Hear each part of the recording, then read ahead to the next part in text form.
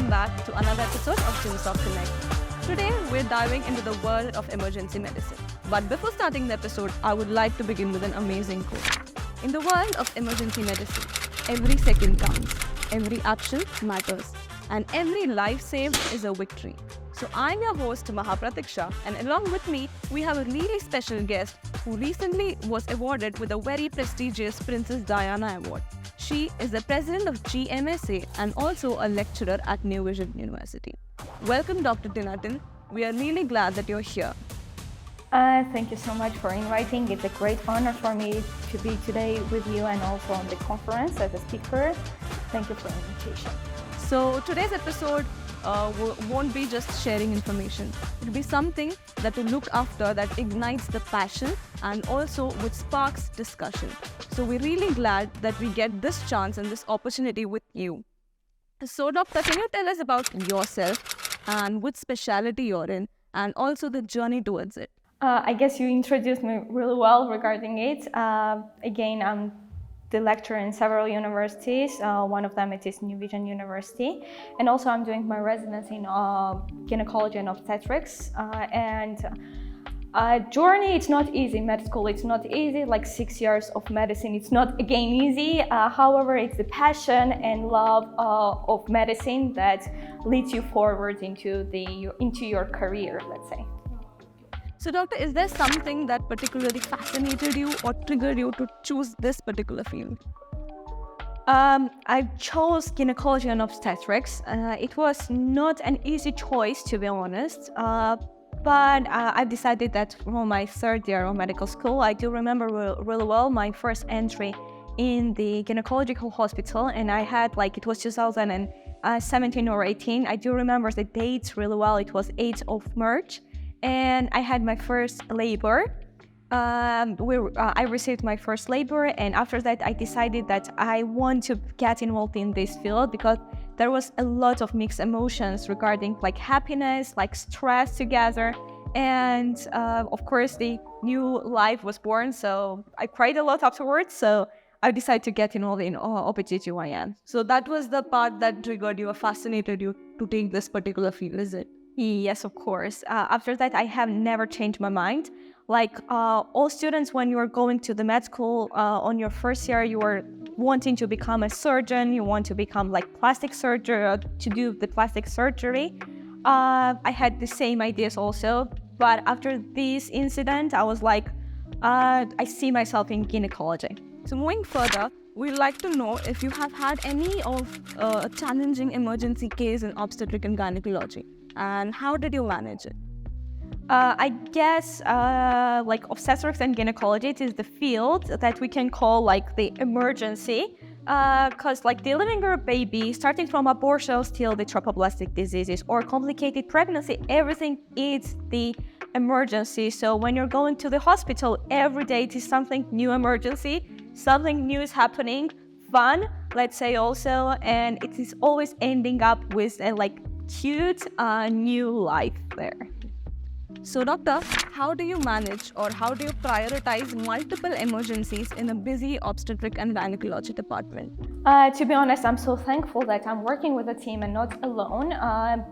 In our hospital, we're having team of gynecologists and obstetrics. So somehow working not alone and working with a team, it is a great deal for us because we are brainstorming everything together and working as a team. For us, what matters, it is the patient, and we're having patient-oriented care.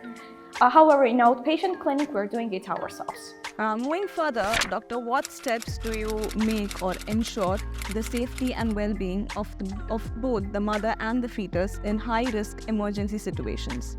Of course, we can say that when we're having emergency situation, and if there is a pregnancy going on the scales there are mother and baby on the other side. So we always prioritize towards the mother. However, in our hands, we're having the baby, so we always try to manage the scale into the zero order. Let's say for us, both mother and the baby really matters, and we try to somehow save those. However, like more priority is mother, of course. But it's like one more time, it is like the really emergency situation. We always try to save both. So, how do you stay up to date with the latest advancement and research in obstetric and gynecology? You answered yourself. There is an amazing up to date that every hospital and every university is having that. So main sources for us, it is up to date. However, like of course we are reading the researches. I am also involved in the research myself. So and publishing the papers. So with the papers, with the consultations of our specialists from US or UK or other nations, we are attending the conference, we're sharing our ideas, we're in tight communications, so we are always staying up to date. Okay, doctor. So here's a scenario. Let's picture this, that you're on your vacation and traveling in an airplane and you hear that a woman is in labor. What would you do in that particular situation? It's a hard case, let's say. There is a bylaw that like the airplanes does not allow anyone who is pregnant after 37 week of pregnancy. However, if it is like the twin pregnancy, then after 32 weeks. However, if there is some kind of case, we are delivering the baby in the airplane, or the airplane it is taken off at the nearest hospital. The fact is that like the airplanes are having like the first aid kit, an emergency first aid kit, but it does not involve everything for the the labor. So normally, without panicking, we're taking the labor and using all the equipment that we're having there. And just the good thing is that like on the airplanes, we are signing the good Samaritan law that ensures that if something will happen, like we are taken by the law, not taken by like secured by the law. So is it harmful for a pregnant lady to travel? It is not harmful, to be honest. Before the due date, like however, as I've mentioned already, the weeks, like the airplanes does not allow anyone to travel after that, let's say. Neither the gravity changes, neither the small radiation that like the airplanes are giving to people is having any kind of impact on the mother or the baby also, let's say. However, like there is also, if it is like some kind of complications during the pregnancy, we do not advise anyone to travel. And there is always a chance for DVT, deep venous thrombosis, but of course in the pregnancy and during the pregnancy and non-pregnant people also. So has the COVID-19 pandemic impacted the way you work in your department?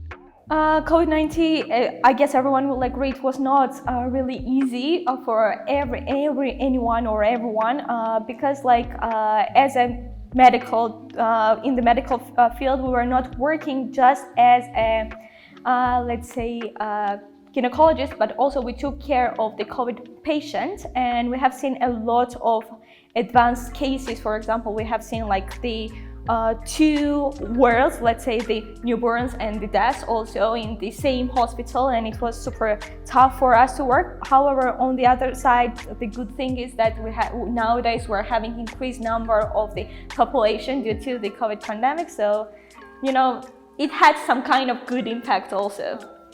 So doctor, could you share some insight into how you manage stress and emotional toll with the matter of fact that you work in a very intense nature of field, right? So how do you manage it? I guess like during the med school, we were under the pressure that we're having some kind of, let's say, the cohabitation towards the pressure. However, I guess all the doctors, of course me, we're having this kind of law. What happens at work stays at work, and when we're coming back home, we're work free. However, stress is coming out at work, so relaxing, family time, spa time, lots of chocolates, and good emotions at home is giving you the energy to start working the next day and be fully energy full with the patients. So is there any activities or hobbies that you particularly practice out of medicine? I'm painting myself. I got myself involved in several exhibitions. And also I'm singing, let's say opera singing. I graduated from the high school or musical high school. So I'm trying to continue this even right now. On my holidays, weekends, I try to paint and also the sing and play the piano. So also, how do you maintain a healthy work-life balance? I can't say that I'm living with a healthy lifestyle. I'm drinking too much coffee, but it is something that every medical student and every doctor it is gaining. So also I get up really well to fit in shape and everything. So I get up really early. I go to gym, and afterwards I'm starting my day with a cup of coffee, either in the hospital or either lectures. So what advice would you give to individuals considering a career in your department? To be honest, you should love children super much. You should love children, you should love medicine, and you should be aware that gynecology and obstetrics, it is not just one sphere. It involves internal medicine, surgery, and also the geriatrics, of course, right? So it is the mixture of everything. So that's why I chose gynecology. And people who love children, people who love adrenaline, new emotions, then gynecology is for you.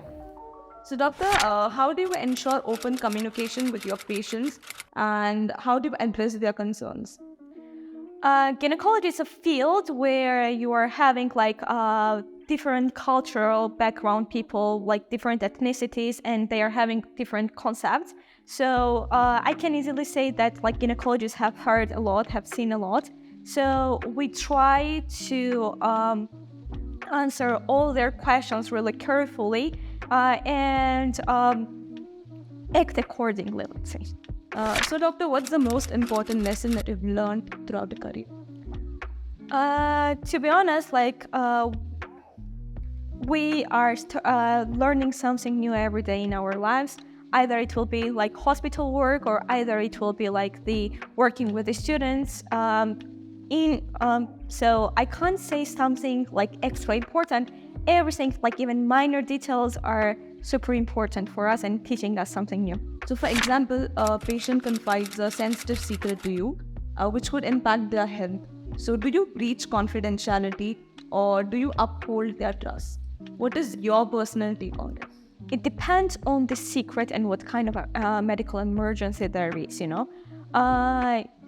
be honest, it's really hard question to answer because if there is not some kind of exact scenario. However, if it is if this secret will save the patient life, that we will break the law and break the secret and help the patient. So doctor, that was my final question to you. And I should really say that you're very inspiring, and I'm pretty sure that audience will be inspired listening to our podcast. So thank you so much, Dr. Tinatin, for your insights. And we hope that our listeners found this discussion insightful and informative. And remember, the world of emergency medicine is all about staying informed and prepared, which can make all the differences. Stay safe and stay curious. Thank you, doctor. We really look forward to it. And thank you, guys. Feel like a new man. I got a new game plan. Working hard as I can. Oh, I'ma stack them bands. I've been making upgrades, trying to better myself. Gotta start with change if you wanna build wealth. No, I'm gonna get by, I don't gotta sell out. Don't need no clout, it's bad for my health. I feel like a new man. I got a new game plan. Working hard as I can. Oh, I'ma stack them bands. Cut. And why are you making that face? It was good, right? I do not think that it will be appropriate to tell it here, guys. It's gynecology, guys. So it's not appropriate. We will do one more time everything.